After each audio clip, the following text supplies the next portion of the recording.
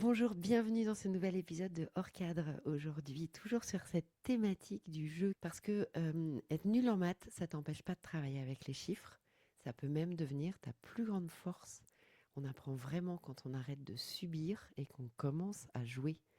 Et aujourd'hui, j'ai le plaisir de recevoir Stéphanie Pinault. Stéphanie, c'est déjà une histoire qui bouscule les évidences. Stéphanie a de la dyscalculie, plein d'autres dys et d'autres choses, et elle a choisi un métier de chiffres. Et bah ouais, t'as bien entendu, un métier de chiffres. Bonjour et bienvenue Stéphanie. Bonjour Valériane, merci pour l'invitation, je suis ravie d'être là. Stéphanie, t'es une ancienne experte comptable et commissaire aux comptes, je vous avais dit quand on parlerait de chiffres. Hein, tu aurais pu rester dans un cadre très normé, très sérieux, très intimidant, mais t'as fait un pas de côté.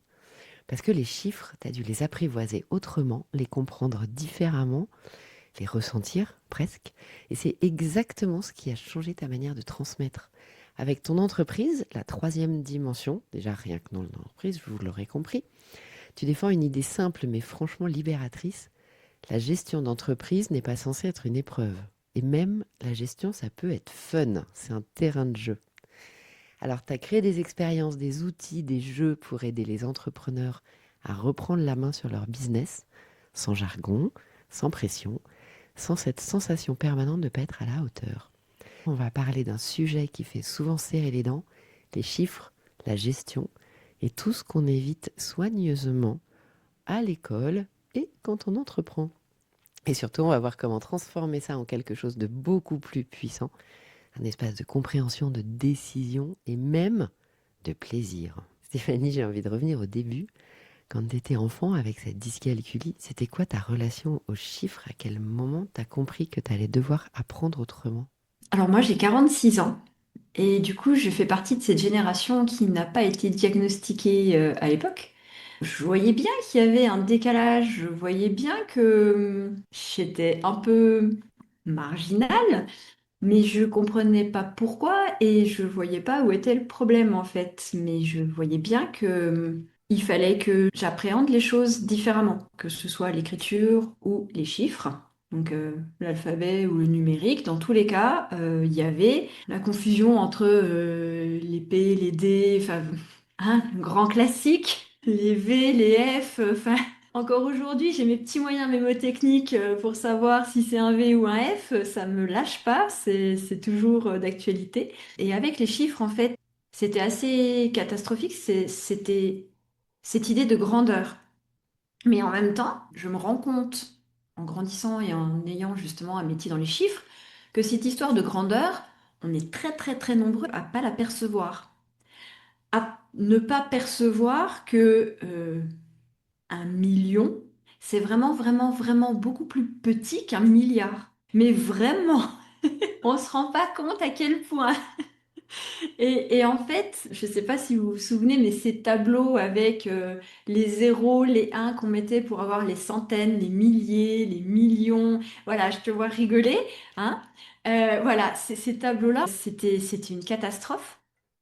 Et en fait, j'ai arrêté de les voir comme des tableaux et je les voyais comme des boîtes de différentes grandeurs, un peu comme des poupées russes dans lesquelles on peut imbriquer les choses. Et ce qui veut dire que bah, la plus petite, elle rentre dans la moyenne, qui rentre dans la plus grande. Et je me suis fait un peu un univers comme ça où les chiffres racontaient une histoire.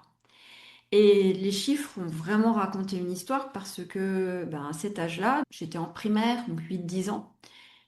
Mon père a lancé une boîte et, et il s'est gaufré monumentalement. C'était le plus gros bid de l'histoire du business. En 6 mois, il a perdu mais tout ce qu'il n'avait pas puisqu'il avait emprunté. C'était formidable. Et à ce moment-là, il s'est passé deux choses dans ma tête. Il s'est passé le fait que petit 1, les chiffres, ça avait quand même une importance cruciale, qu'on ne pouvait pas vivre sans. Donc il fallait vraiment que je trouve des moyens de les dompter.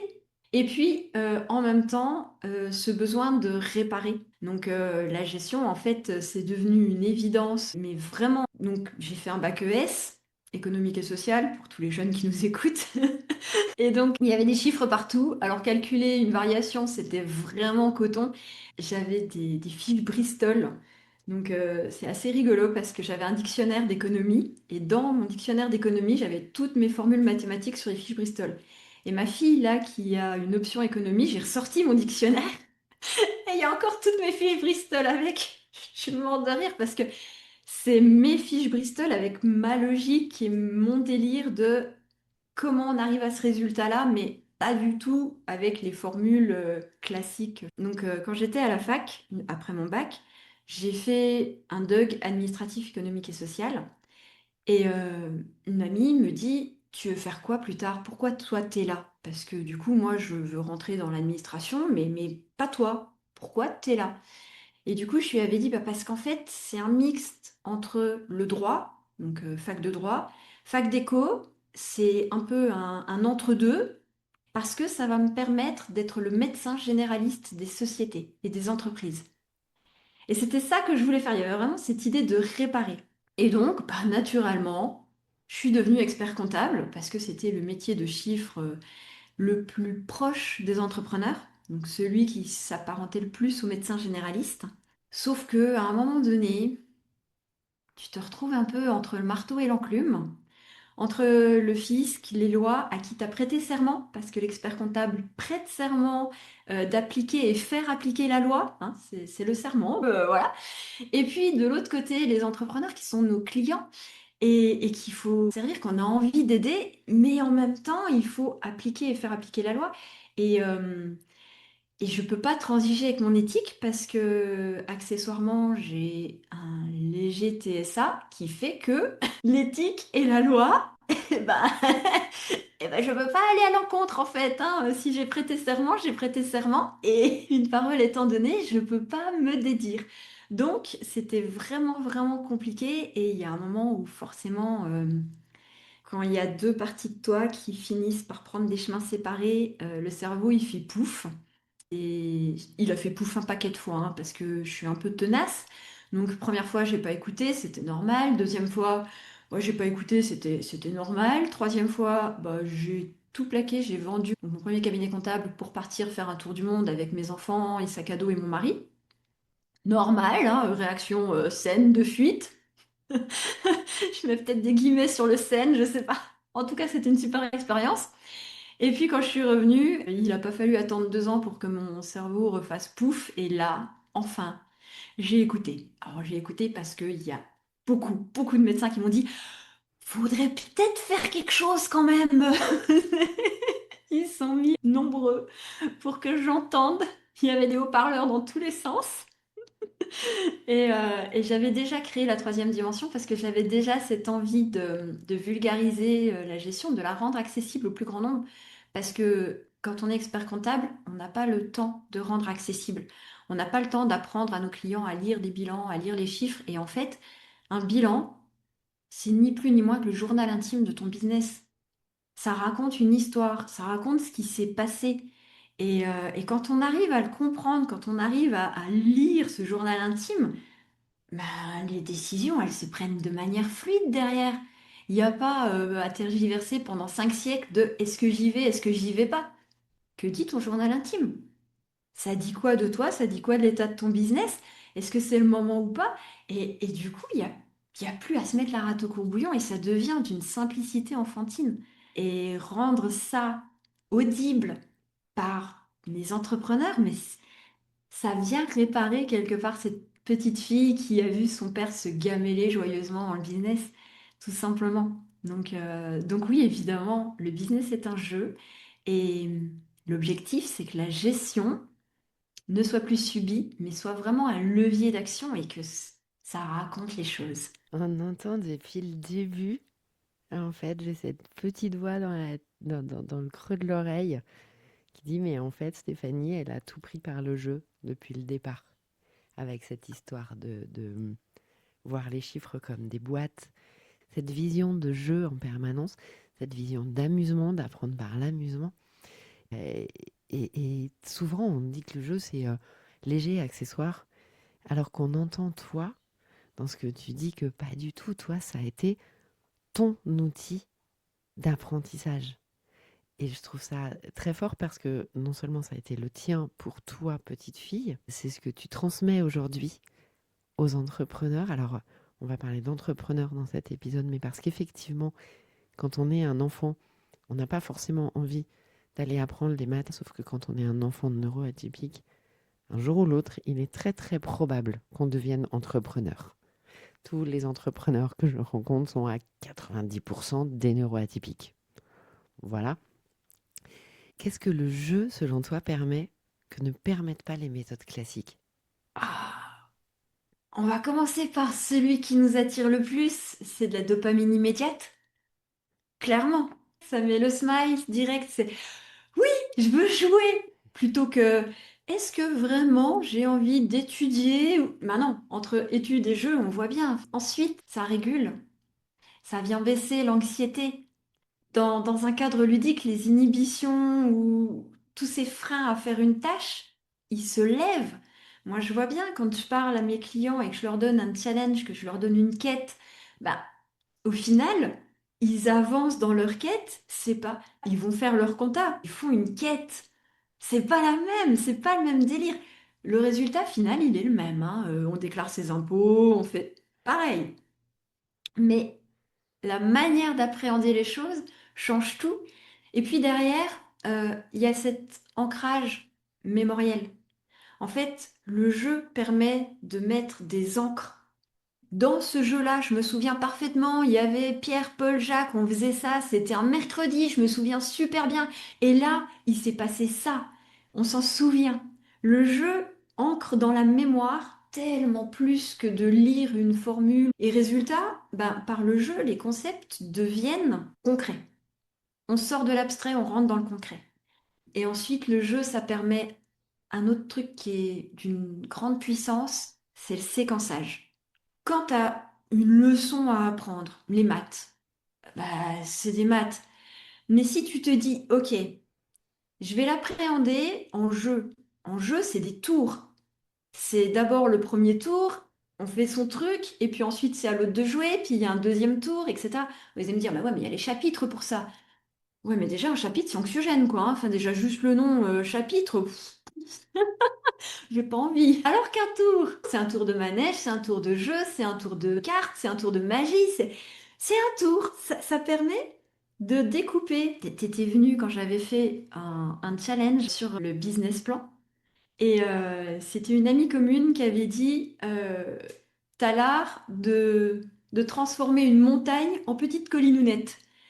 Et bien le jeu, ça permet ça en fait. Puisque ça fait des séquences, ça découpe en petites étapes qui sont au final super accessibles. Et puis, ça remet de la dopamine parce que tu as fait cette étape, donc tu as fait ta première quête, hop, dopamine. Oh yeah, je l'ai fait. Finalement, je suis pas cette personne nulle en maths que Madame Machin a dit en quatrième que j'arriverais à rien dans la vie parce que je ne pouvais pas comprendre Pythagore. Ben non, je l'ai fait, j'ai fait cette première étape. Du coup, je peux faire la deuxième ou pas? Oh ouais, je peux, j'y arrive.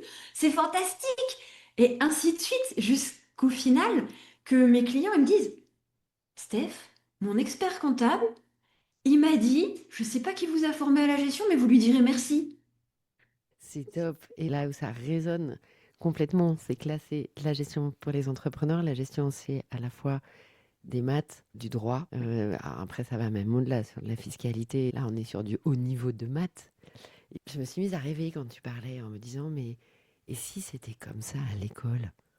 Si à l'école, on apprenait aussi comme ça l'histoire, si on apprenait aussi comme ça bah, le français, enfin un peu toutes les matières par le jeu. T'arrives à le faire, toi? Alors, je sais que tu as des enfants qui sont très joueurs, un mari qui est très joueur aussi. Alors, les cordonniers sont les plus mal chaussés. Avec mes enfants, c'est plus compliqué. Dans mes enfants, je rentre dans le rôle de mes parents, hein. J'ai du mal à ne pas reproduire ce sens hyper strict, hyper carré de il faut un résultat et le chemin, on s'en fout, c'est le résultat qui compte. Ça, c'est compliqué pour moi, même si je travaille énormément là-dessus. Par contre, j'ai enseigné à l'université de Besançon et là, j'ai emmené mes élèves assez loin dans les délires. C'était niveau bac+5, bac+4, donc des adultes hein, en face de moi. Et on débattait sur l'économie, on refaisait le monde quelque part. Alors, on refaisait pas le monde autour d'un verre, hein, mais dans une salle de classe. Il m'est arrivé de faire des débats debout. Les profs d'à côté me détestaient hein, parce qu'on faisait trop de bruit. Régulièrement, toc toc toc, est-ce que vous pourriez baisser d'un ton s'il vous plaît? Et donc, on mettait deux chaises de part et d'autre de la salle. Et puis, en fait, ceux qui étaient d'accord avec une phrase allaient d'un côté et ceux qui n'étaient pas d'accord allaient de l'autre. Et en fait, il y avait des mouvements comme ça. C'était vraiment pour qu'ils se rendent compte qu'en fait, ils pensaient être en total désaccord avec des personnes. Et à un moment donné, sur d'autres sujets, ils se retrouvaient avec le mec avec qui il avait été 15 fois en face. Et là, il était à côté de lui.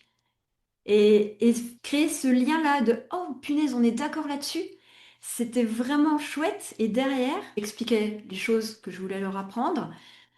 Je leur montrais les concepts physiques, donc par exemple la consolidation comptable et fiscale, notion super simple à apprendre.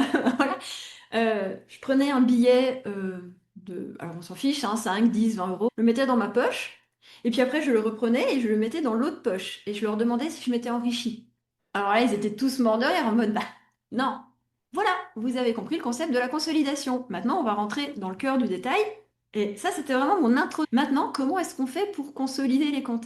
Et avec les débats là au milieu, plus les images, parce que le jeu, ça passe aussi par des images, hein, ça passe pas que par des déplacements ou. Eh ben, j'ai eu un élève, donc en fait, en licence, je devais faire une initiation à la conso. Moi, je leur ai donné un cours de conso, quoi. Voilà. Désolée pour vous, les gars. Donc, c'était une option, donc il y avait 8 élèves. Sur les 8 élèves, j'en retrouvais un l'année suivante dans mon cours de conso en maîtrise. Enfin, du coup, c'était première année de bac+5. Et du coup, je le regarde, puis je lui dis, tu vas me faire un exercice là? Mais c'était l'exercice le plus dur du truc en fait. Et je fais, ok, bon bah, bonne journée à toi. Tu peux aller où tu veux, mais ça ne sert à rien de venir dans le cours parce que tu as les notions. D'une année sur l'autre, il avait tout mémorisé et il savait le refaire. C'était pas juste un cours comme ça où on peut le réentendre 50 fois parce qu'on n'a jamais été investi.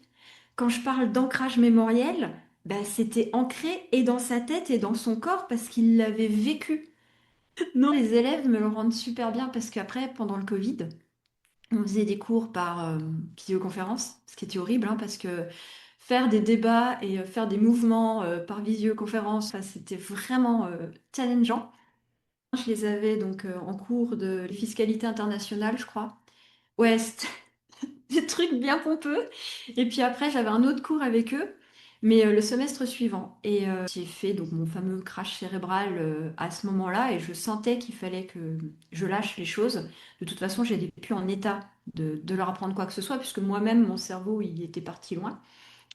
J'ai expliqué à la fac, qui me connaissaient, donc ils m'ont dit, il n'y a pas de souci, t'inquiète, de toute façon, à chaque fois, je retrouvais des profs pour me remplacer. Enfin, et donc, j'explique aux gamins que bah, c'est notre dernier cours, que je ne reprendrai pas le cours au semestre prochain, qu'ils auront monsieur machin, etc., etc.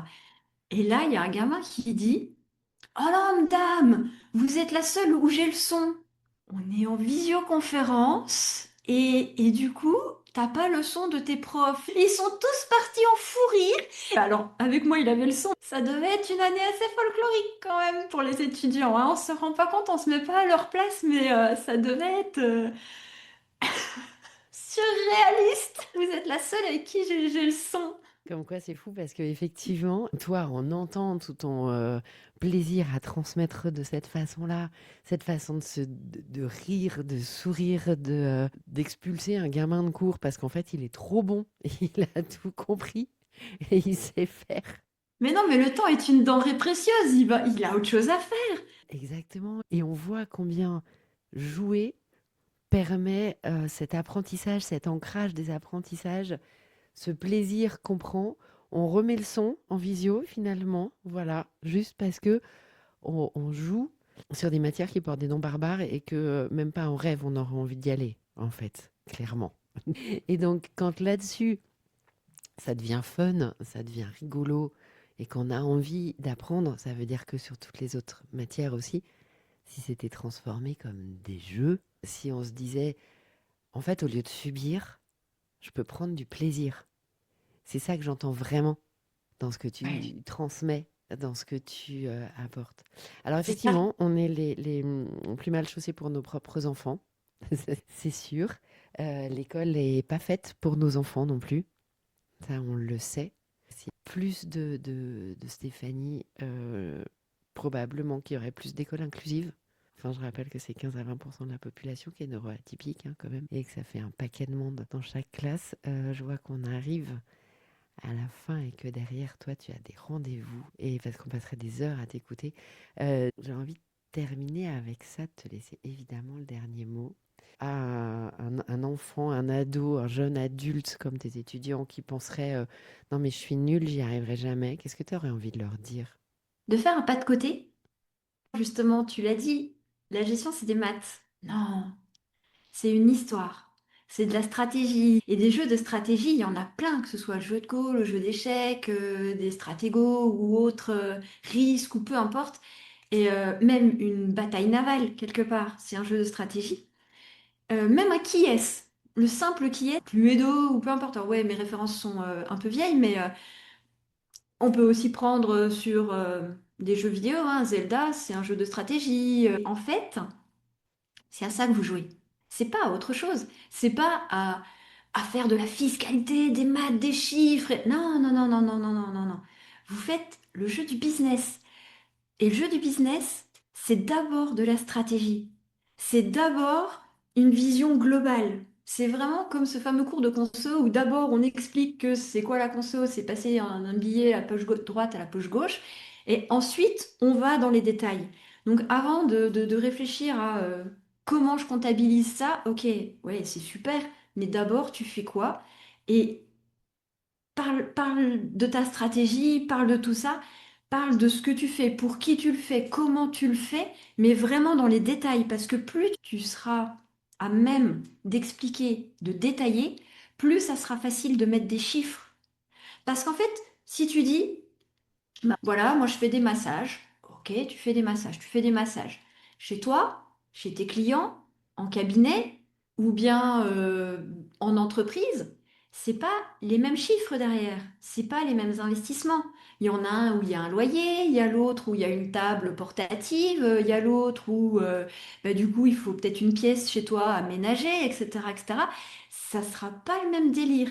Et plus tu vas être précis sur ta stratégie, plus ça sera facile derrière de mettre des chiffres.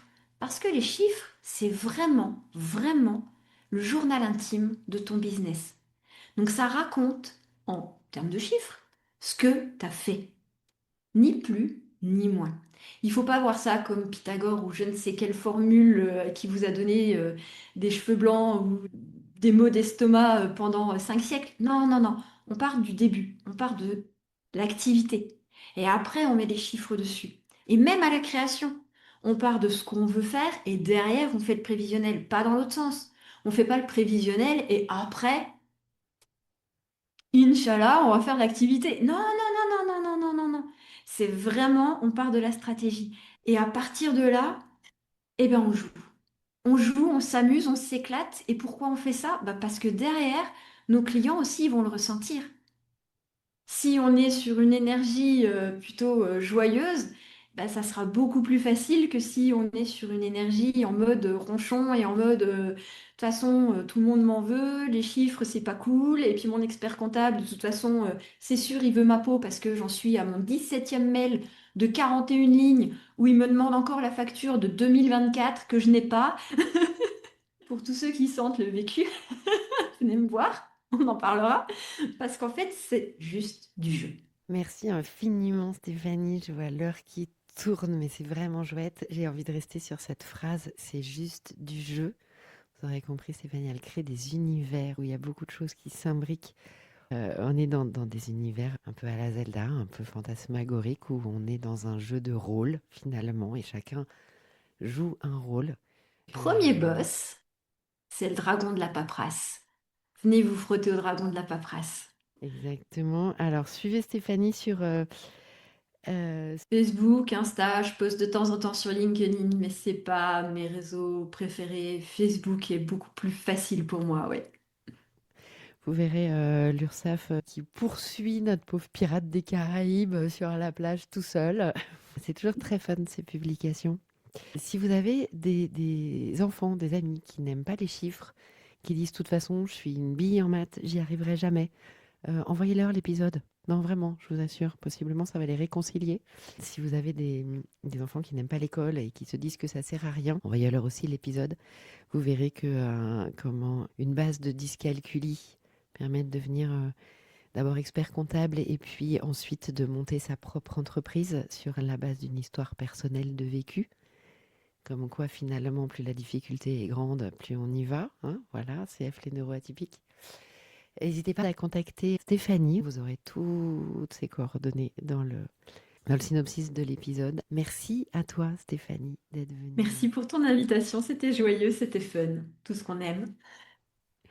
Exactement. Et bien, si vous voulez que ce soit encore plus fun et que ça brille encore plus, n'hésitez pas à mettre des étoiles. C'est hyper important pour faire remonter le podcast et transmettre encore plus largement que la gestion, c'est fun, que les neuroatypiques, on apprend par le jeu et que bizarrement, même les non-neuroatypiques en profitent largement. Comme quoi, quand on fait quelque chose pour l'un, on le fait pour tous. Et c'est ça la beauté de la chose. À bientôt. À bientôt, bonne journée. Et que la gestion soit avec vous. Hors cadre. Hors cadre. Hors cadre.